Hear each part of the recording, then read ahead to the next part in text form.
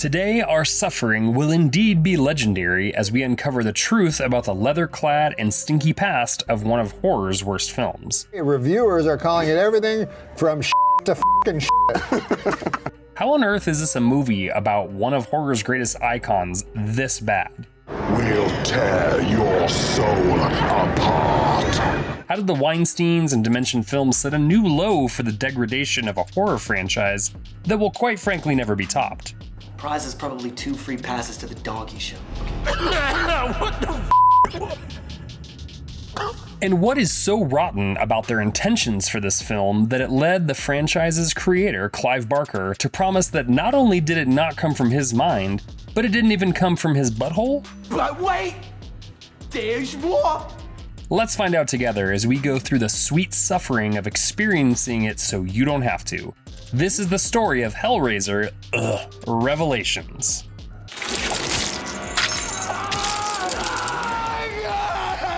Look, nobody is going to look at Dimension Films, and certainly the Weinsteins, as people who ever cared deeply about respecting the art for which they were profiting from. I call the painting Celebration. It's sexual and violent. But what they did to the Hellraiser franchise was otherworldly. Like a now washed-up fighter that once had great promise, they turned it into a journeyman. This is a big old frozen chunk of poopy. Releasing sequel after sequel for minuscule returns before taking it off theater screens entirely and going direct to video with even more minuscule returns. Pain has a face. Allow me to show it to you. And finally, the ultimate disrespect, Hellraiser Revelations. After years and years of speculations and letdowns revolving a possible full-on remake and restart of the franchise in the right way, you know, the way that would have involved Doug Bradley and Clive Barker, the Weinsteins looked down at their no doubt expensive watch strapped to their bloody hands. They realized that they had indeed messed up. Amidst all their deal-making and waffling and fighting, things Dimension Films were known for in the 90s and 2000s, they hadn't made a Hellraiser film since Hellworld and Deader, both pathetically released in 2005, and they were dangerously close to losing the rights to the franchise entirely. While the exact contract details aren't known, it is widely known that contractually they had to produce a new Hellraiser film every few years or so, or the rights would revert back to the previous rights holders. The box. You opened it. We came. Instead of letting that happen and letting this beaten up prizefighter retire for a little while in a home that actually cared for it, I quit. God damn it, I quit. they decided to cobble together on the fly what used to be known in the comics industry as an ashcan copy of Hellraiser. This is essentially when someone wants to claim copyright or trademark of something, so they scribble together a rough prototype and barely release it, so then it becomes, or in this case remains, officially your property. I want them back. They're my property. The project would be fast-tracked into production, given only 12 days to shoot the film with 2 days of reshoots on a minuscule budget.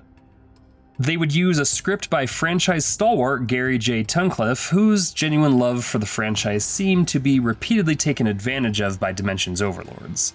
Dimension would hire Victor Garcia to direct the project, who was a big fan of the franchise as well. They want to experience your flesh. But he was also clearly often given these kinds of exploitative opportunities in the past, having worked previously on projects such as Mirrors 2, Return to House on Haunted Hill, and even 30 Days of Night Blood Trails. I'm not gonna lie to you, we're going to give it to you straight about Jason. You won't do it for your best friend? After everything that we've been through? I mean, Revelations. But the one place we will give Garcia credit is that it appears he tried his face off to do this project the right way, even if it never really had a chance. Debt is outstanding, and we seek payment. The director says that he reached out to Clive Barker to be involved, but could not get him in person nor a communication any other way. Likely because Clive, at that point, had already washed his hands of the project when he knew what Dimension was up to. I offered you a chance to be a cop, and you blew it! You blew it! He also attempted to get Doug Bradley back as Pinhead. Both of them rightfully wanted no part of this insulting project from the Weinsteins, and they let it be known quite loudly. Bradley put out a statement openly admitting that he was approached to do the 9th film in the series, which up to that point had been the only actor to ever play Pinhead.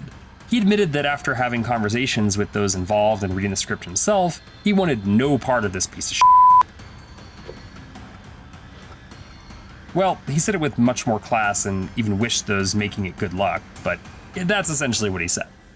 Barker, on the other hand, being the famed writer and creator that he is, came up with his own creative way to officially recuse himself of blame for this inevitable car wreck, saying, quite literally, if they claim it's from the mind of Clive Barker, it is a lie.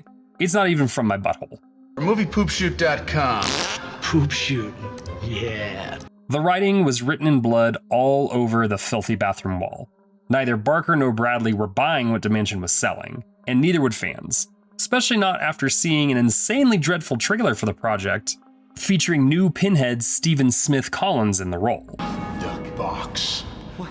Take it. It's yours. Just get the out of here. What sucks about all this is that writer Gary J. Tunnicliffe's idea for the script was not meant for a fly-by-night cash grab headed straight for the $5 bin at Walmart. It was actually based on his original pitch for a Hellraiser remake after spending years giving blood, sweat, and tears to the franchise in various ways. I'm giving it all I've got, Captain. I love ya. Always have. He had wanted to return to the intimate domestic horror of the original film and make something driven by desire. But he was forced to rework that into this shoestring budget that could be filmed in a matter of 2 weeks.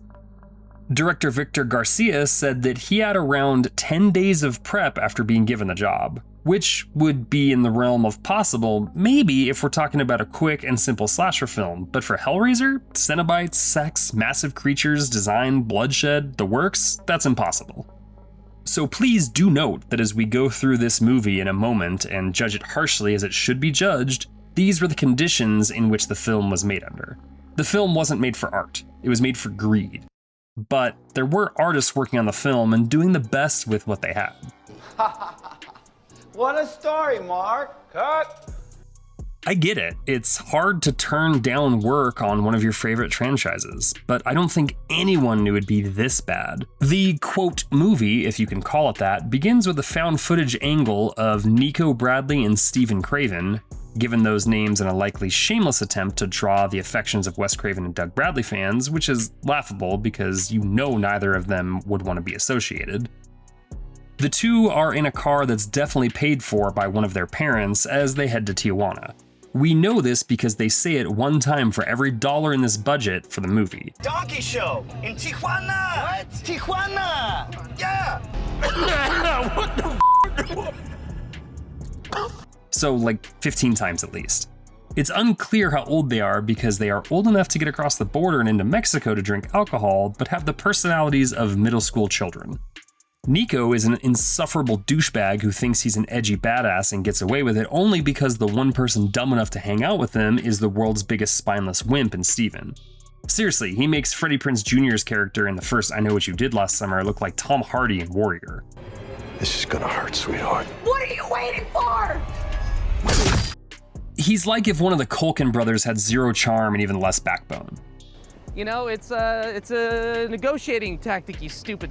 All right. It is. We have to watch these two pretend for each other that they are going to have the time of their lives while they zoom the camera in on each other's mouths for a very uncomfortable amount of time. This while Nico laughs about how he's going to cheat on Steven's sister while they're in Tijuana, and Steven just sits there laughing and promises not to tell. And then out of nowhere, we're in a dank room where Nico is shirtless on his knees holding the box and cosplaying as Frank from the original film. There's a blue light and Pinhead appears along with the Cenobites. We can't tell just yet how unendingly shitty he looks because the camera is so shaky and you're just trying best not to get motion sickness. I have to say, while this is all abysmal, it does make you think about what a legitimate found footage Hellraiser could be like. The camera shuts, however, and we're suddenly a year into the future. Steven and Nico have gone missing, and the Mexican authorities have returned a box of what they left behind at their gross hotel room. One of these things is the camera, which recorded a lot of naughty things. Steven's mom is at home watching the said naughty footage along with us and crying as we meet Steven's sister and Nico's girlfriend Emma, played by Tracy Fairway, who deserved so much better. While the Cravens invite the Bradleys over for their usual dinner and hangout session, we learn that a year has passed and these families have barely even spoken about an incident where their two kids went missing in a likely very violent way in Mexico. Steven! Seems weird, is weird. They at least mention in passing that one of the parents hired a private investigator, but that's about it. Maybe on the page this plays a little bit better, but the melodramatic overacting from the parents is a torture for the audience in its own right. Shut up! Shut up! Just get me away from the dinner table before my head explodes like the guy from Scanners. Meanwhile, Emma, who for some reason is dressed like she's going to Pinhead's private nightclub for a family dinner, finally watches the rest of the tape they've been keeping from her. I mean, not like it was under lock and key, it was in a box in his bedroom. She could have literally watched it anytime she wanted to, but whatever. We go back into found footage land with Nico and Steven, who are now in what is laughably supposed to be a nightclub in Tijuana. I say laughable because it's a tiny black room with like 7 people in it and a guy pretending to be a DJ in what looks like someone's closet. It's quite possibly the most unbelievable movie set I've ever seen in my entire life of watching movies. Anyway, these two are walking around with a full bottle of tequila and are pouring each other shots, but inexplicably missing the cup constantly and pouring it all over the table and floor. I feel like these two have never drank alcohol before, and neither have the people who made the movie. Because none of this just makes any sense. They look like middle schoolers pretending to be drunk off of Squeeze-Its. Viva Mexico. Viva la Tijuana. Mexico. Okay, here we go. And they would have their asses kicked if they were really in a shady bar in Tijuana, spilling liquor all over the place and humping women's legs like they were in goddamn Night at the Roxbury.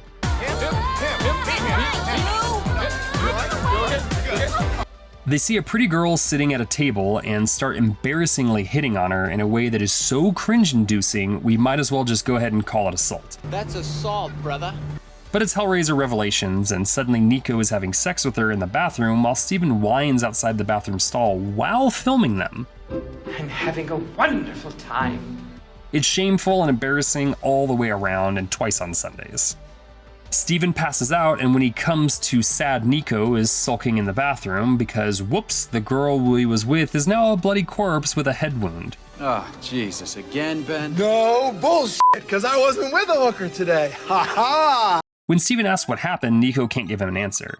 In one of the most excruciatingly stupid conversations you'll ever be unwilling witness to, he kinda just says, I don't know, and Steven takes it at face value. The two decide to go out drinking again. God, I hate this movie. While drinking in another Tijuana bar that is probably just the boom mic operator's basement, if they even have a boom mic operator, Grizzly Adams, who looks like a member of Jackass wearing a mask and pretending to be a hobo for a stunt, only theirs would have been much more believable and probably a better actor, comes up to them. He shows them the box and tells them all this crazy stuff about pain and pleasure, and these two absolute cretins of humanity take it with them like the boneheads that they are. Open it, and you'll find out. We're kind of supposed to believe at this point that Nico's hair gel has gone to his head, making him sort of teenage Patrick Bateman with a bloodlust he can't satiate, and it's ridiculous. He's more like a nerdy high school freshman who probably gets shoved into lockers but pretends he's a badass in front of the elementary school kids. Back at the family home, where I genuinely can't tell if we're about to shoot a daytime soap opera or a softcore porn shoot, Emma finds the puzzle box and starts tinkering around with it and revealing that it makes her feel super duper horny. I'm asexual, but that girl's making me hella horny. Suddenly, like a bird pooping on your head from above, Steven appears out of nowhere. They get him settled where one of the dads runs to his car to go get help, as this house is apparently in the country miles away from anywhere, and here, amidst all this nonsense, is probably the funniest moment to think about when it comes to Hellraiser Revelations. His car's gone. The Cenobites stole their cars.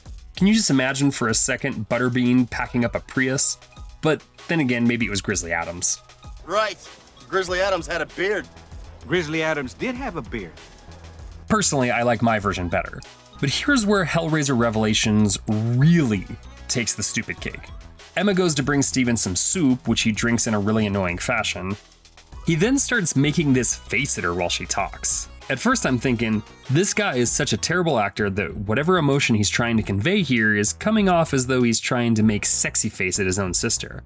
And then I realized he was trying to make sexy face at his own sister. But what is even dumber is that it's possible that she's into it. Then they start making out. That's your sister, man. What is this damn movie? Oh, here's a fun fact. You made out with your sister, man! Shut up! I get that the box is clearly messing with their minds, but I haven't been this grossed out since the same kind of nastiness happened in Amityville 2: The Possession in 1982. I feel the urge to go wash my eyes with some Tide, one of the many reasons in which I must insist on never watching this movie again.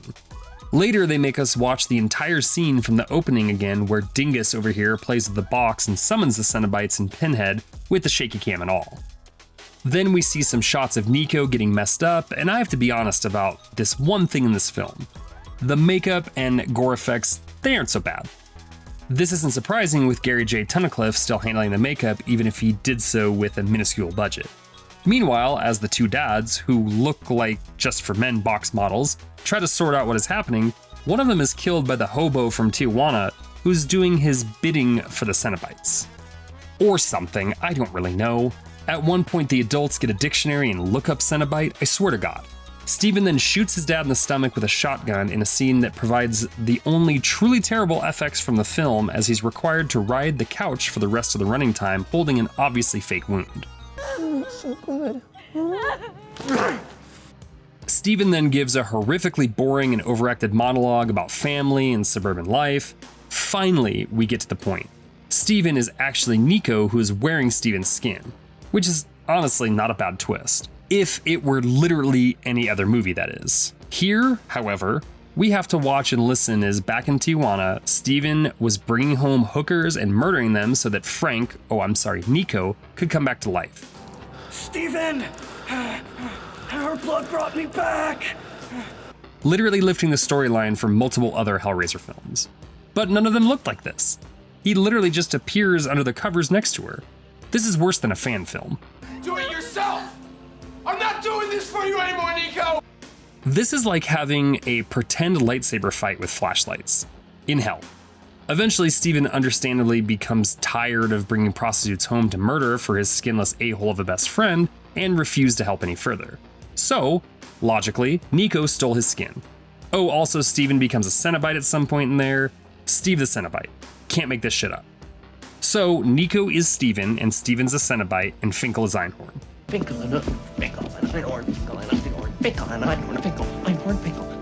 Finally, Emma is forced at gunpoint to open the box for him as he intends to trade her for himself. She does, and we drop into hell, again likely a crew member's basement, where we get a whole eye full of new Pinhead, and by the beard of Zeus, it is horrific in all the wrong ways.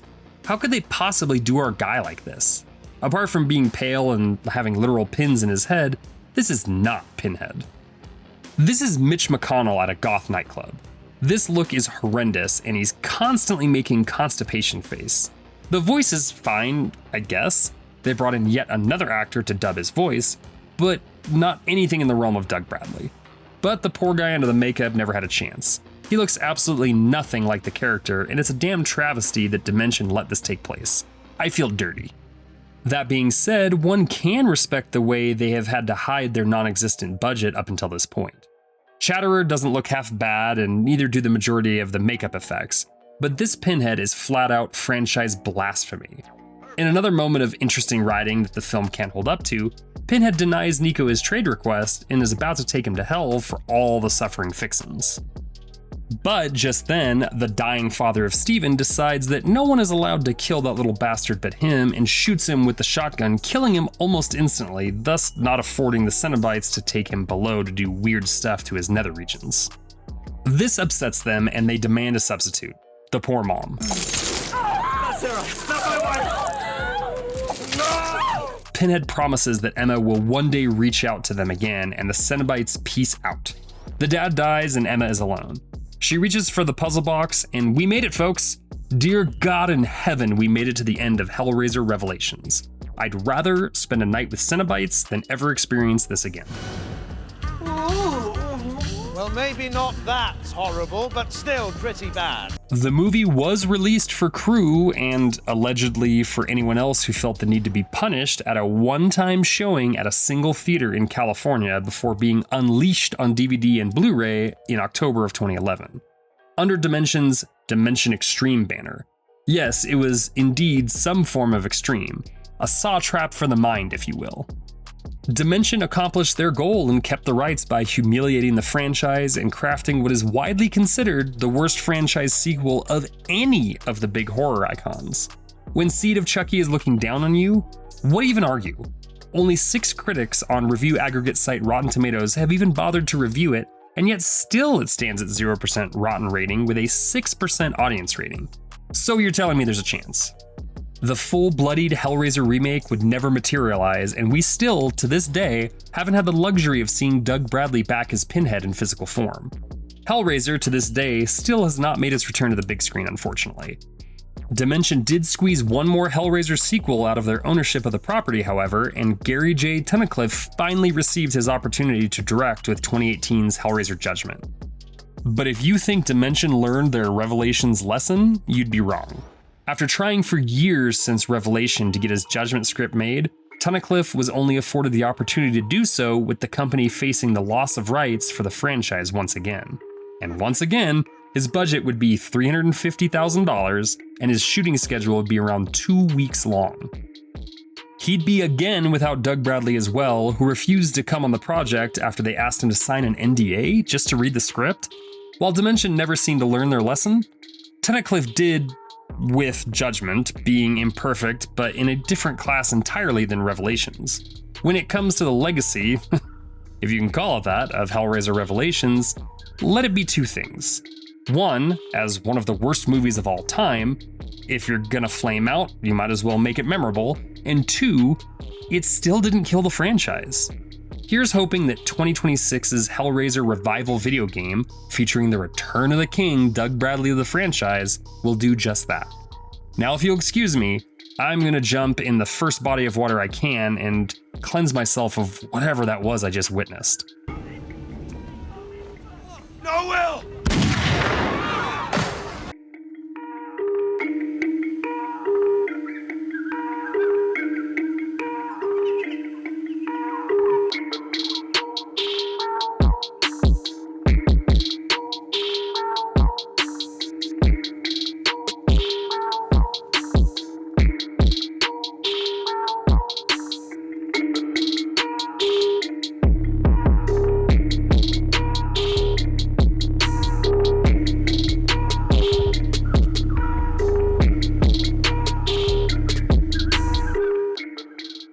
Thank you for clicking on our video, everybody. If you like what you saw here, make sure you like the video and subscribe and share with your friends who like this sort of content. We're an independent company, and we appreciate all of your support.